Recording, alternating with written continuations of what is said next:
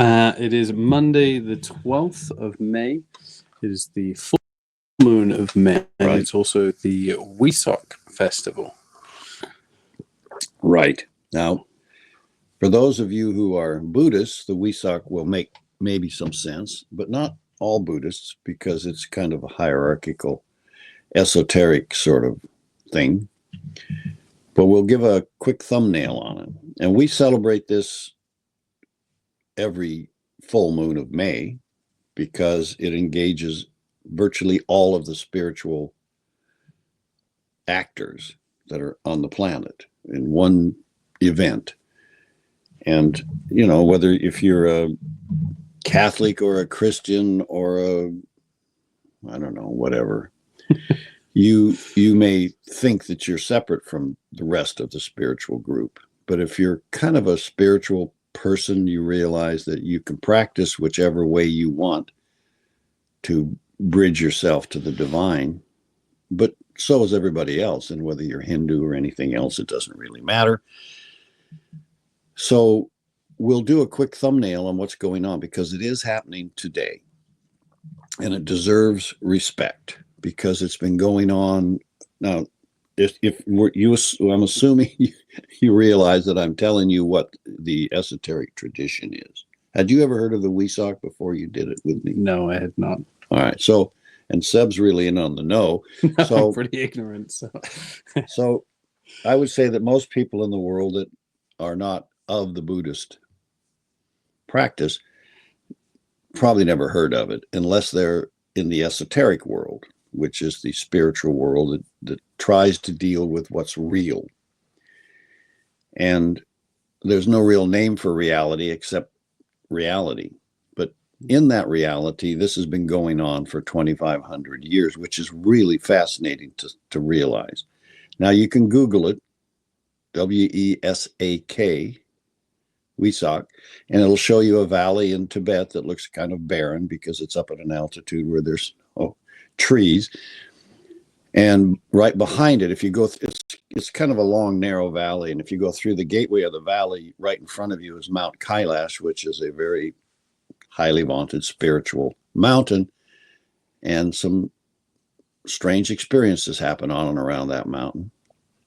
But every year at the full moon of May, this is what happens. Now, take it or leave it.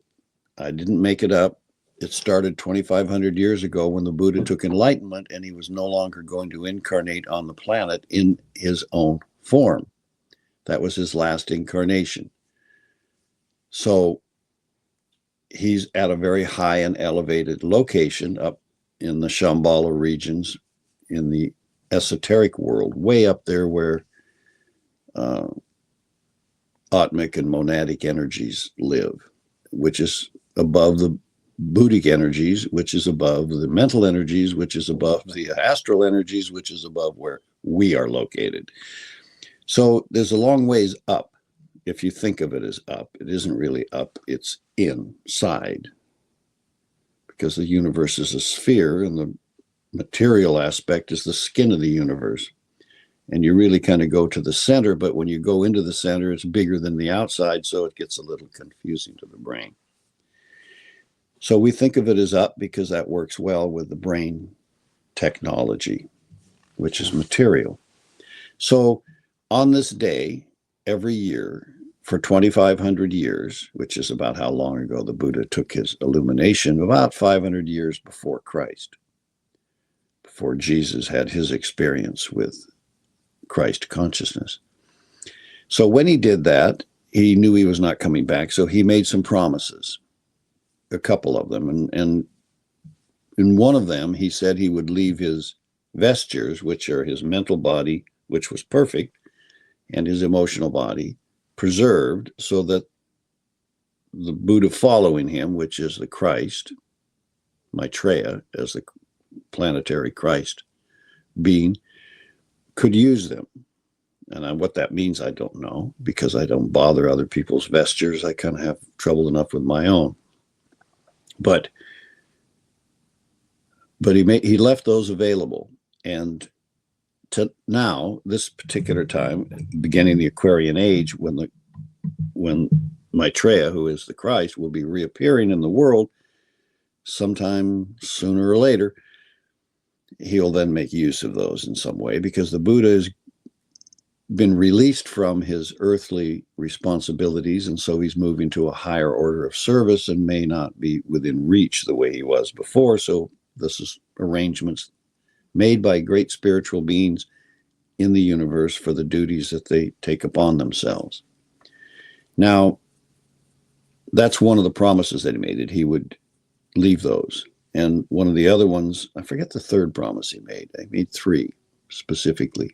But the second one he made, which is today, is that he would return every year to the earth realm, to the physical world.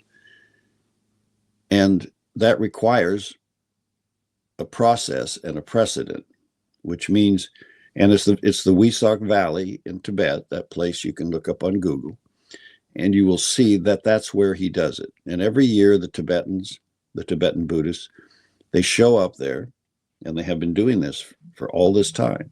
They show up there and they set up a pole. There's nothing there. If you look at the pictures on the map, you'll see very little. They don't even leave trash laying around. They'll set up a pole, and then they will put guy wires off, and then they'll hang Tibetan prayer flags from it. And they sort of set up a little temporary village for this particular event. And it's May in the Himalayas, and that means it's not warm, but they do it. And then the leading spiritual beings of the planet that are working in hierarchical world, like the Christ and the Buddha and their disciples, which are there's a number of them that are quite high spiritual beings, they will show up there. And they bring those big long horns that you might have seen, the Tibetan horns that are like 12 feet long, and they blow those horns, and they do an entire process and procedure. They will march in geometric, like 5-pointed stars, and they chant certain things. And they, of course, set up all kinds of whatever they do psychically.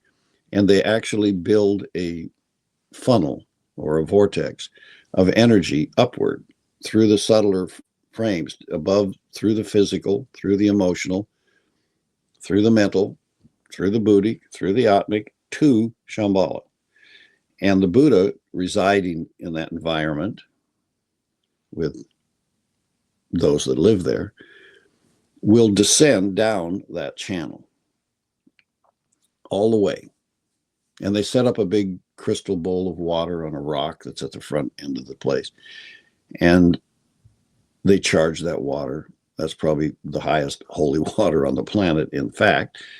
And he shows up. And when he comes down that channel at the exact time of the full moon, which is probably the highest spiritual point of the year, that particular full moon of May, because we're into the late spring, early summer, that's when the energy of the earth is up, and this full moon is the highest amount of sunlight shining upon the earth at that time, and so on. So he comes down to the earth realm, and he can stay for approximately 8 to 9 minutes. That's it, because the intensity of energy that's in his being would be too much. It would be too destabilizing for the physical level of the planet to just pour energy out into it. And he brings a created blessing of some kind or another relative to the place from which he's coming for humanity, which is beloved to him. And the Christ officiates. I don't know whether the Master Jesus appears at this or not. Any one of these guys could, but Maitreya, who is the fifth Buddha following Gautama Buddha, who embodies the Christ consciousness in himself and occupies that office of world teacher, he officiates at this particular ceremony and kind of leads it. And other spiritual beings of his ilk help out. So you can see it's kind of an all-inclusive spiritual little pageant going on there. And a true blessing, what blessings are meant to be, is put into effect for the world, the whole world, not just Buddhists. It has really nothing much to do with Buddhism, although a lot of Buddhists pay attention And because the Buddha was born on the full moon of May and took his illumination on the full moon of May and died actually on the full moon of May, most Buddhists celebrate whatever's going on with the Buddha on the full moon of May without even knowing that this is even going on in the Himalayas, because there's nobody there. There's nobody that lives there. My friend who went to the Wesak Valley, he didn't go at the time of this. He went a little later because there was too much snow. But he had to travel 8 days across the Tibetan plateau to get there on a bus. And at one point it went up to like 21,000 feet or something, way up there.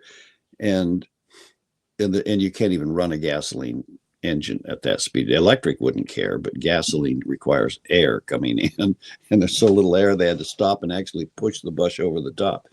So it's not one of those places you just drive down to like 7-Eleven. Now, when we meditate at the time of the full moon, and we just sort of like psychologically, psychically, or visually join that particular thing, and then do certain functions that are meditative functions and just participate with the planetary life. Now, I've done that for probably 50 years. You've done it a couple of, I don't know how many times, 4 or 5. It adds up, doesn't it? Yeah, 4 or 5, I think. Yeah. Well, you did it today. Did you experience it? Was it a good experience for you? I honestly think this was the most potent one that I've been to. Now, I don't know if it was any more or less potent than any other year, but I think a mixture of maybe it was, and maybe my receptivity to what was going on allowed it to feel far more potent. This happens. The more you meditate on a similar idea, the better and clearer and stronger it gets in your consciousness. And so you don't know whether it's getting stronger or you're getting better. But I've done many of these. Some years they're just spectacular. But for the last 4 or 5, they have been growing gradually more intense every year. And this was the most complex that I've ever experienced. And because I do a lot of meditating, I have a lot of inner perception about this kind of event. And it was really complex. There's a tremendous amount of planetary and extra-zodiacal, extraplanetary energies and beings engaged in what was going on today. And so it's amazing what can be happening on a planet in reality. And that's the point I'd like to make today. It's the only reason I'm mentioning this today is so that we just appointed a new pope to run the Catholic Church. I didn't. I mean, there's no we involved in that except on the human level. But the Red Hats did, and that's a big deal to the million or billion plus that are the Catholics in the world, and yet the other 5 or 6 billion on the planet didn't probably even notice much because it's just not their particular focus. But it is a spiritual effort, and it is certainly worth noting. Now, the difference between that event, appointing a pope as head, and he goes out on the balcony when the white smoke comes up and all of that, is that that's mostly being done in what we would think of, if we're going to get back far enough from this picture, as an illusionary world. In other words, reality, the thing that's actually going on, is far different from that, because that is based on an attempt to bring the Spirit of Christ consciousness into the consciousness of human beings. That was the purpose of Jesus, to make humanity conscious of love as something within them, the actual energy of it, not loving other people, which sounds like an emotional idea, and most people think of it that way, but to actually engage in our consciousness the awareness of that aspect of life, which is love or magnetic attraction, or whatever name you care to call it. It is an actual awareness of that part of life. And in that awareness, in that energy of love, there are properties that are not in anything else. So if you're not aware of that energy, which was causing the miracles of Jesus and the birth of that in humanity when it happened in the Christian moment, which was, as I said, 500 years after the Buddha took enlightenment, then you're not living in reality. You're living in something that's reality adjacent, as I like to think of it, and it's really hard to explain. And it's one of the understandings that as we enter the new age, the Aquarian age, is going to have to become understood in humanity. We're going to have to figure this out. And it's not that it's so complex, but it's something that we know little and almost nothing about, because there was no real scientific explanation specifically given through Jesus. He was introducing it and he was showing how to live in relationship to it, but there was not a lot of conversation except in spiritual terms in the Bible, which are sometimes hard to interpret, about what's going on. Now, there's a lot more conversation in the Buddhic side, the Eastern side of this, regarding consciousness, because they view that, they look at the understandings and subtleties of what makes consciousness function and how to make ourselves more conscious and the different levels of it and the different esoteric ways in which consciousness functions. And that's a highly intellectualized conversation, but it has very little to do with what we would call Western intellect, because we just haven't spent time developing that in our thinking. And so these two things have grown into something we need to appreciate, which is that there is a reality, which is being conscious of will, which you have in your nature, and intelligence, which you have in your nature to the degree that we have it, and love itself as an energy, blending with those other two energies, giving you a real connection to what's going on in the universe. Take any one of those elements out, take intelligence out, and you're not going to be living a full life. Take out will, and you're not going to be living a full life. Take out love, and you're not living a full life. You're living a life adjacent. Now, your emotional body, which has feelings due to the senses, has attractions, attachments, and desires going on in it. But those are emotional attachments, attractions, and desires, and they can be called love and referred to as love and thought about as love, and often are. We love ice cream. We love people that we're attracted to physically. And so we just have used that word ubiquitously. We've used it for everything with everything. And that doesn't make it the energy of love. So we have to start making room in our consciousness to see what we're missing here.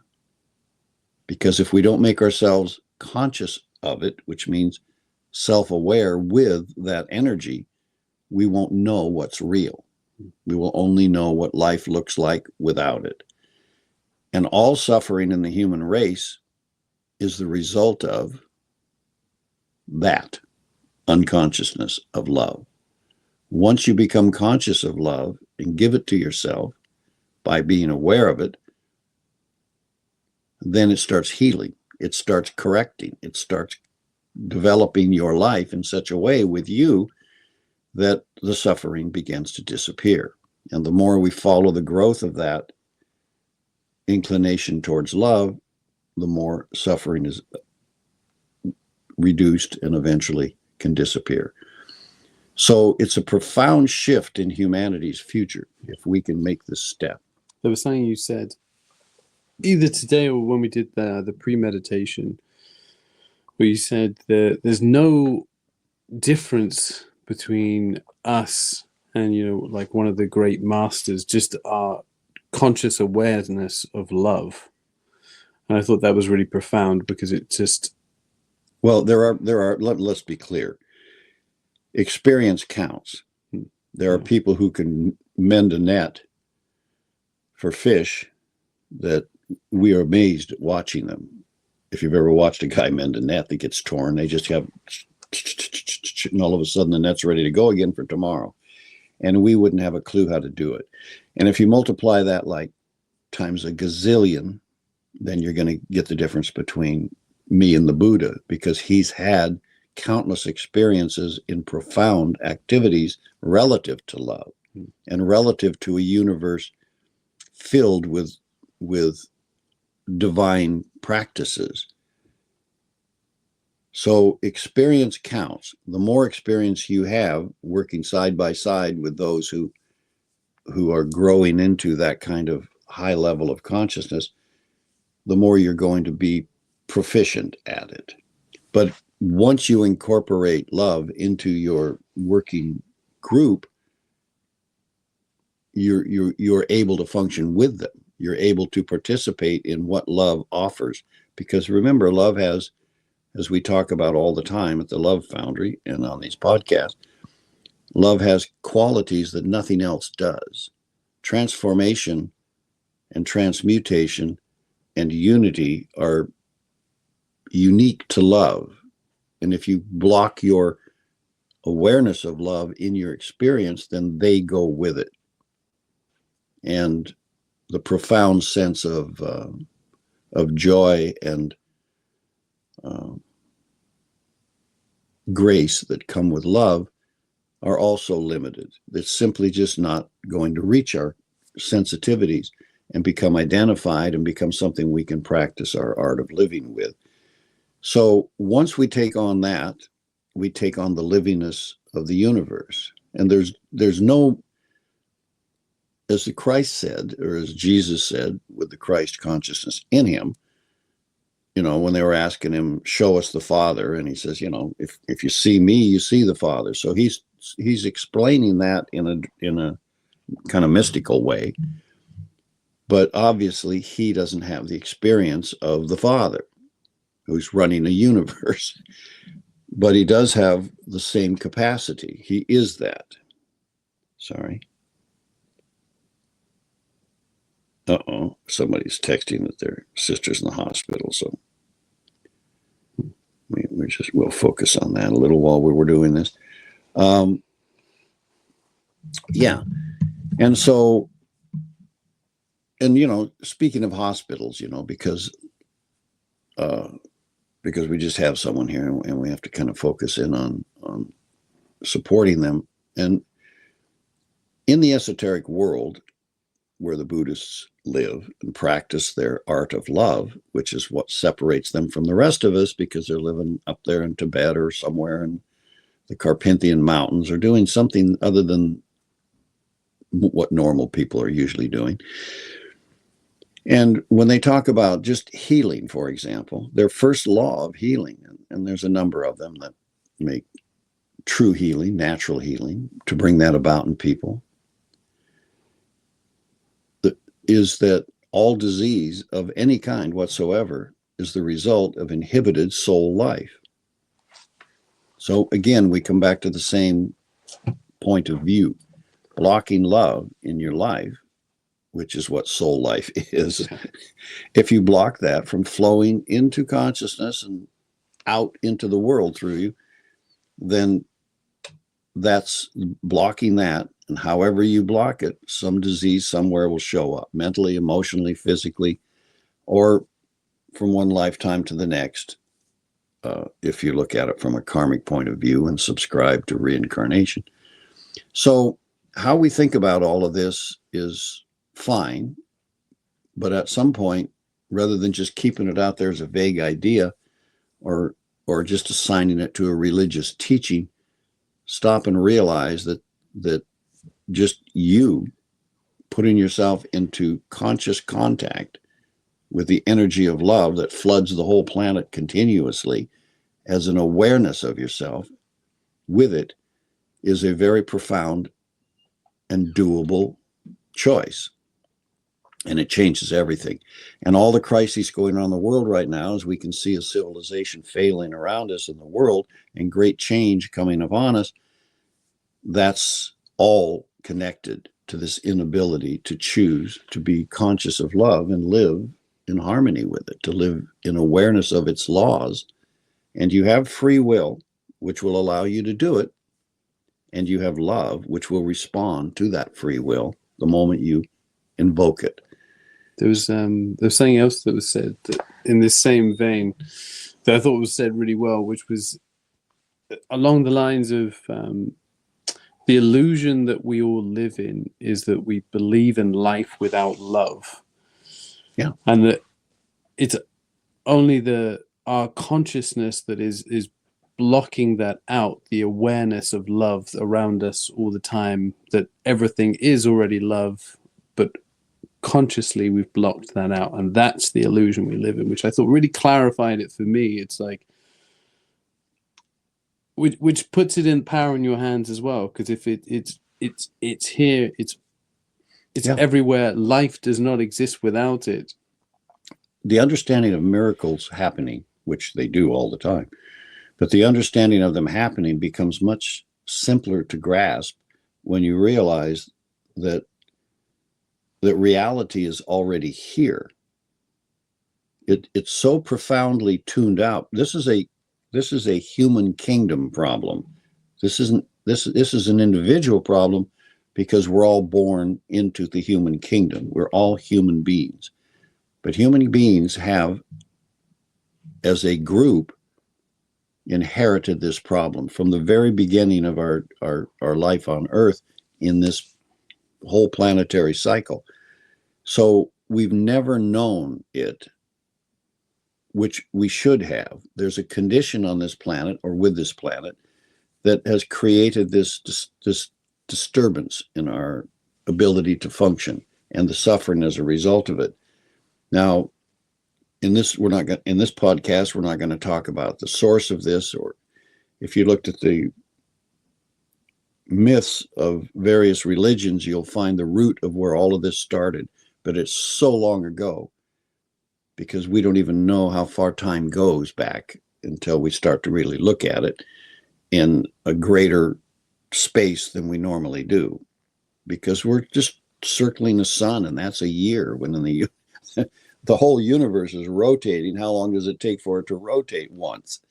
And that's what we would call a cosmic year or something. I don't know. The Indians have reckoned time differently. That's why they have Kali Yugas, and they have different periods of time that are very long. And so you can get reckoning of time, and there are certain groups and cultures that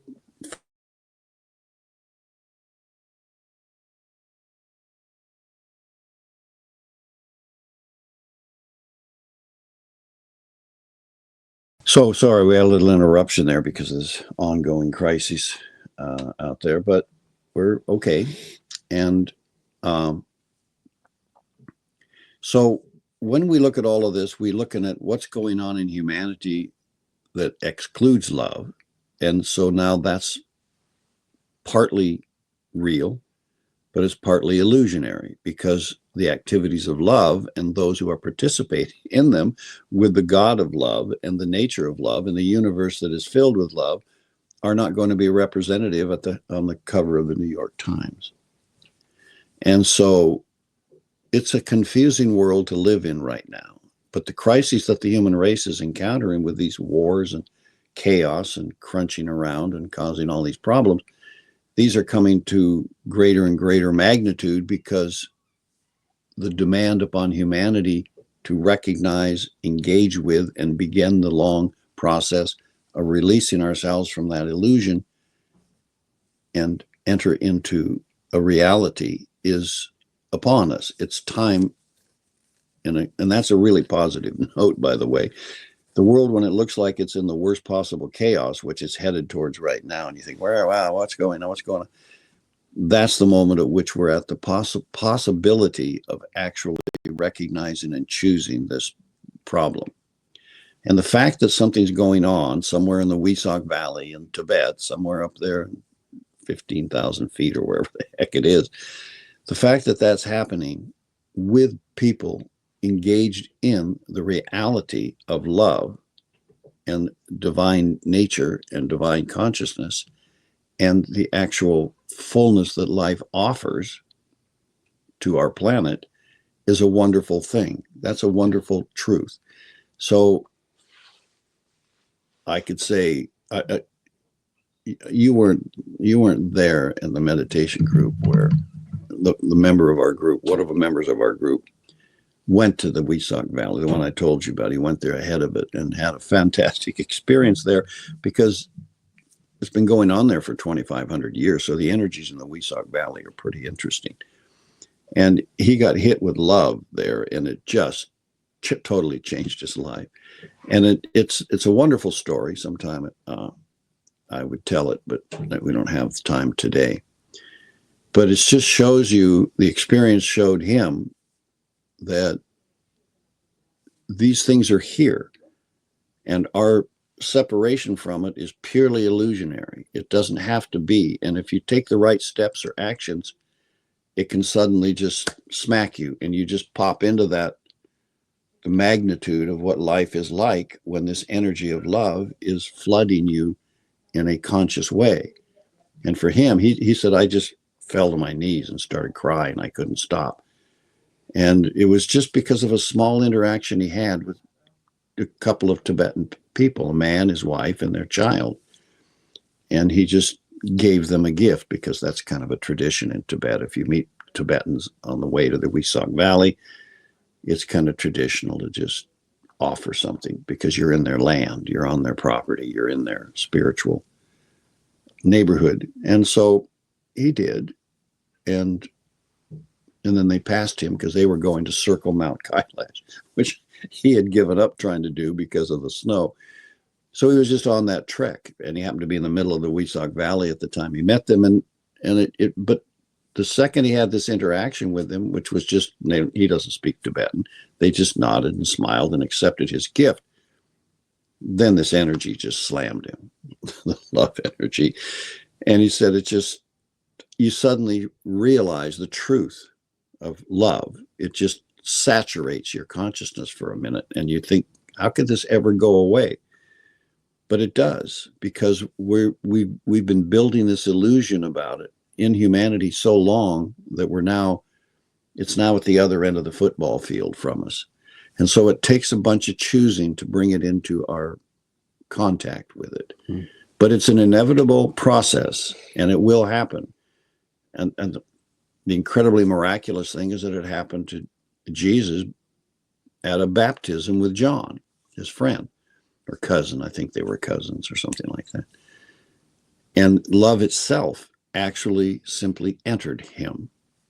And then at the crucifixion, the Golgotha experience later, when they told him they didn't appreciate it and killed him, then it released it into all of humanity in a way that we have had it ever since. And it's been growing and fructifying underneath the surface in the human race, and will bring us inevitably, regardless of consequences, to a unity with love. And that's the universe we live in now. Love is an available aspect of life. Life has a number of aspects, some of which we know nothing about. But of the three that we do know something about, which is will and love and intelligence, love is the one that is living. That's the creative power.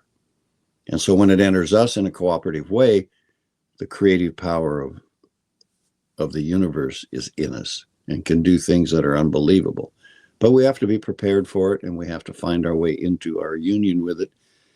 And that's a big part of what goes on in the spiritual work of the planet. And in the West, we've been working with the love aspect of it. In the East, at the beginning of the Hindu civilization, which was quite a while ago, because there were a number of them between the birth of the Hindu civilization with Krishna and the one we're in now, the one we're in now is fading down, and another one is going to be coming up.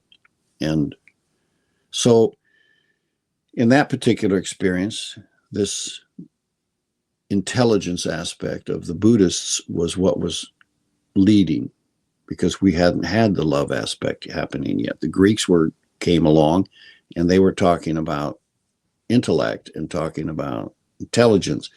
And each civilization contributes a gift to the human race. That the Babylonians, for example, we don't think about the Babylonian civilization, but they had one. And it spread all over the world, and it gave us measurements, and it gave us inches, and it gave us algebra, and it gave us things that allow us to count, measure, and calculate.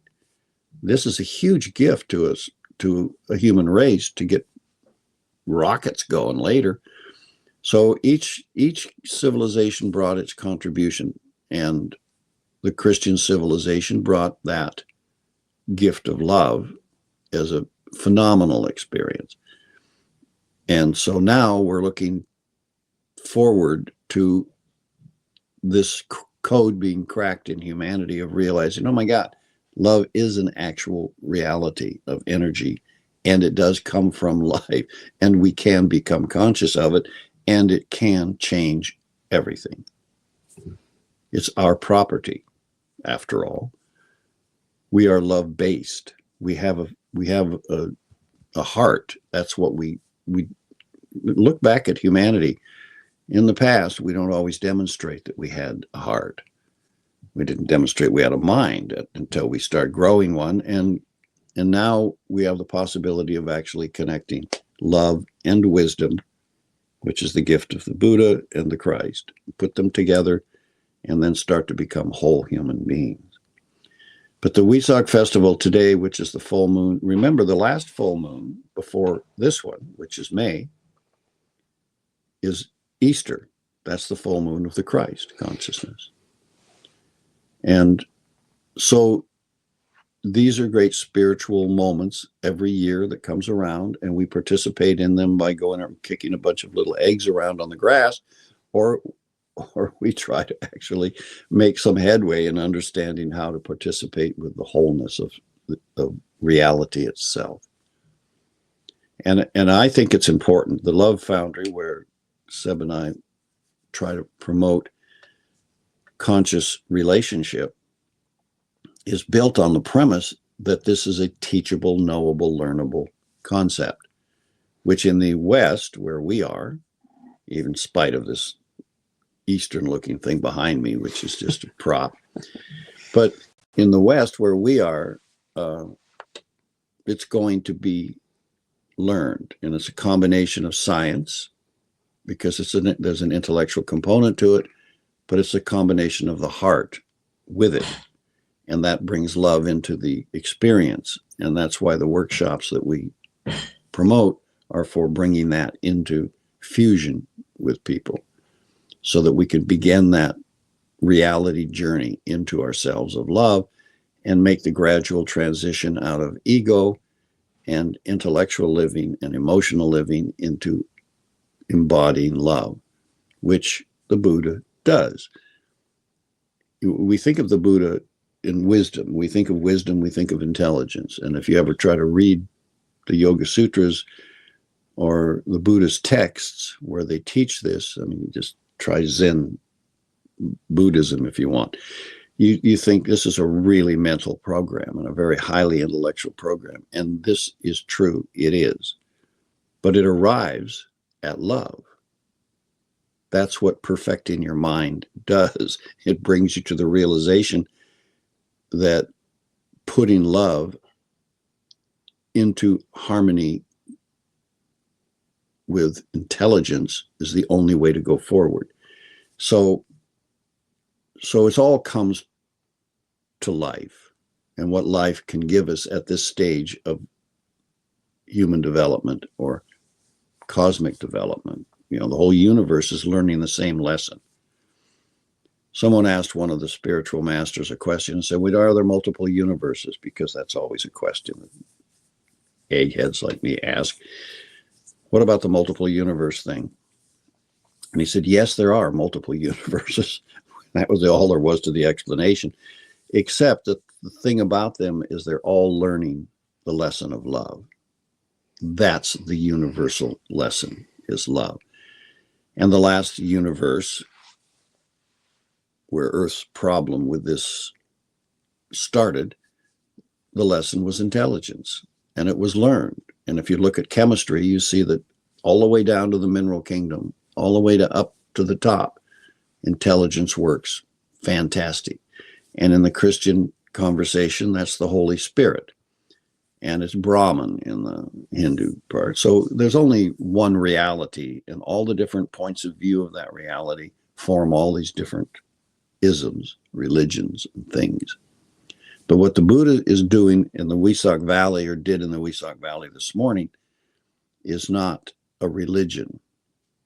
He's practicing life related to Earth and its difficulties. And he's bringing really high spiritual energies of a certain quality and condition down onto the physical plane for about 10 minutes to help develop and grow us towards a maturing into the reality of love. Really a worthwhile lesson to take in. And there's nothing to do about it. You don't have to, we're not going to hook up and go to the Wesak Valley next full moon of May to show them how it ought to be done, because we don't know much about what it is they're doing. But they do. And they're working on behalf of Earth, all of Earth, and everyone on it, and bringing it into a closer relationship to what actually is. Does that make sense to you, by the way? I mean, you're British, and God knows what you guys think about the Wesak. But no, I never had any thought about it until I fell into it one day doing something, and that was 60 years ago. But it's a profound part of what the human race is experiencing. It felt very blended today. Like the Buddhic energy and the Christ energy, it felt like it was completely blending. I don't know if that makes any sense, or if you had something similar, but it's no, and people contributing during it, like what Paul was contributing. They were having symbols and experiences that support what you're saying. The further we go closer to the hierarchical group coming out into the world to participate with humanity, and the further we go towards the reappearance of the Christ in the Christian parlance, the more we're going towards a synthesis of all these energies. They have to all come together, and they have to become known through love. See, love has the capacity for unity. Unity is not just an intellectual state of you hanging out with your friends at the gym. It's a condition of recognition of oneness in life. Whatever else you've got for individuality, you also have this condition of oneness. And that can be grown into cosmic understanding, not just human understanding. So it just becomes more and more a unified process. And we have unifying beings participating in our spiritual challenges on Earth. We're not alone, and we're not just a little rock rolling around. These are living beings whose bodies are planetary size. And there are vast beings who have no physical form, and so they work through other physical forms. And we have a number of them. The Buddha right now is not operating in a dense physical body. He's got a body built out of something, but it's going to be really refined substance. So refined that we can't even find it as an energy. It's in quantum mechanics somewhere. So other beings that have no dense physical form can participate with planetary experiences like Earth in very large ways. And we can call those beings gods if they're so much advanced from us, or we can just call them really smart guys or girls or planetary beings or non-planetary beings. It's a big universe. And because there's only life, there is no thing other than life. So in this conversation about reality, which is with love, and illusion, which is life unconscious of love, in your perceptions, in your senses, it just changes how you think about it. And when we have a whole group of people with the same kind of illusion, then we have group illusion. And that's called the human condition. It's a condition of being unconscious of a dynamic reality that is with us in the universe that we're perfectly capable, if we work on it a little bit, of manifesting in ourselves. So we got to open up, recognize there's nothing wrong, there's nothing bad, there's just unconsciousness of love. And even when you think about, you can think about, there's nothing dead in the universe. That's what I was trying to say. Because life is life. You can have I don't know if there's a place outside of the universe where life isn't, but if there is, what's there? Nothing's there. Because it won't exist as a defined thing. And when the universe rolls itself up back into life, like a person dying and returning to soul, or even further back to spirit, where does it go? Does that mean what's left behind? Nothing. So these are things that are too profound for the average consciousness to imagine. But love is not, because it floods the universe. It is the creative power of the universe. It obeys the will of the life that generates it. And that life is love. There's no separation between it. And wisdom is the action on that. Love applied intelligently with will is wisdom in action. So let's get to it and acknowledge it and open ourselves up to more respect for those that live in that reality all the time. And we don't know what they're doing if we're unconscious of love, and we probably wouldn't know much about what they're doing if we were conscious of love, but we would know it would include love because that's what they do. Anyway, I just wanted to have a taste of that on our podcast today. And you could talk forever about the Buddhists and about the Wesak Valley. Like I said, it's been going on for 2,500 years, and every year is a gift that itself would be a book. So, but just like, wow, is that really going on? Yes, it's really going on. And it's been going on there every year. And now that's a fact because the Wesak Valley's there. And there's pictures of them doing it on the internet now. See, we never knew about this. When Tibet was a closed country back in the 20s and 30s in the last century, nobody had ever gone there. Nobody from the West had gone to unless they were a spiritual adept and they were part of the group. So it was unknown. It wasn't talked about. It wasn't brought up in conversation. And so now, with all of this satellite and global and everything else, all these things are coming out into the conversation, which is great. But they're going to be discussed in ways that are just nothing like what they really are. So, but that's a start. That's what gets us going towards it and gets us realizing there are beings walking around on the planet doing jobs on behalf of the planet that we don't even imagine. And because we don't know what their capabilities are. We don't even know what our own capabilities are. But let's just say that they're doing things other than what Elon Musk is doing. You know, he's doing what he's capable of, but the Buddha shows up and delivers. All right. Do you have something else you want to include about this experience? Because there's a lot to it, but in some ways it seems, you know, you would love to go there, but as I said, it's 6 days minimum across the Tibetan plateau. I think it took 8 when Enders went across it. So in a bus that you probably don't want to ride in anyway, and staying in places that are not going to be Marriott's.